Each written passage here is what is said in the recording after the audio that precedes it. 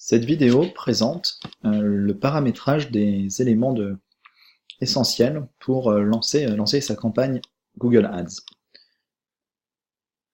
Lorsque vous êtes sur l'interface, dans l'onglet Campagne, vous avez la possibilité de créer une nouvelle campagne.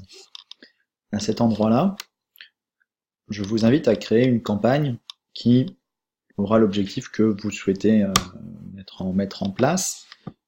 L'objectif, en fait, de définir l'objectif de campagne permet d'avoir des indications plus précises en fonction de ce que vous voulez faire sur votre site. Admettons que vous voulez créer une campagne qui génère du trafic vers votre site web.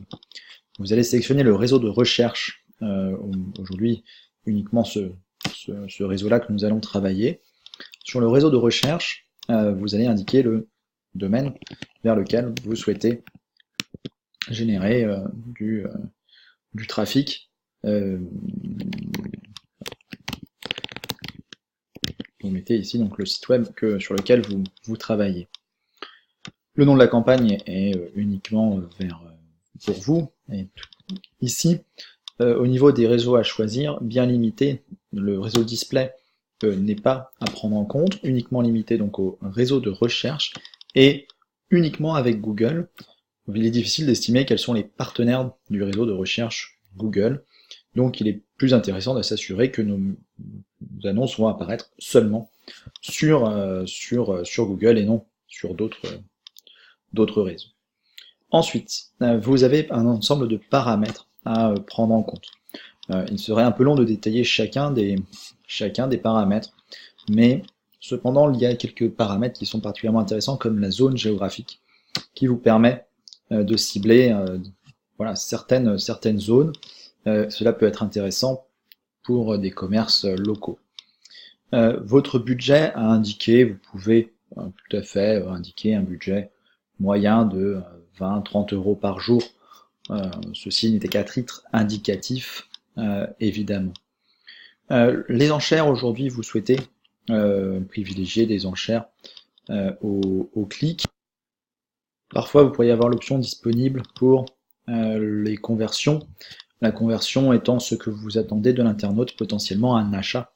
Par exemple, sur votre site, de manière usuelle, les campagnes Google sont gérées par un coût au clic, ce qui est plus simple dans un premier temps et plus rationnel, on va dire, à mesurer. Vous pouvez limiter l'enchère pour l'instant au coût par clic, donc c'est-à-dire à chaque fois que quelqu'un va cliquer sur une annonce, à 1 €. C'est déjà très bien. Ensuite, vous irez manipuler manuellement l'ensemble des enchères que vous souhaitez faire. Voilà, vous avez d'autres paramètres éventuellement qui peuvent être intéressants. À vous en fait de les configurer puis de justifier les choix que vous aurez faits ici pour nous indiquer en fait quel est l'objectif que vous avez recherché à travers ces différents paramètres. Au niveau des extensions d'annonces, vous n'allez pas le gérer ici. Les extensions d'annonces peuvent se gérer annonce par annonce. Nous y reviendrons après. Une fois ces paramétrages faits, vous pouvez enregistrer et continuer. Ce que je recommande à cet endroit-là est simplement d'enregistrer et continuer sans créer de groupe d'annonces. Je crois que vous pouvez faire enregistrer et continuer. Voilà.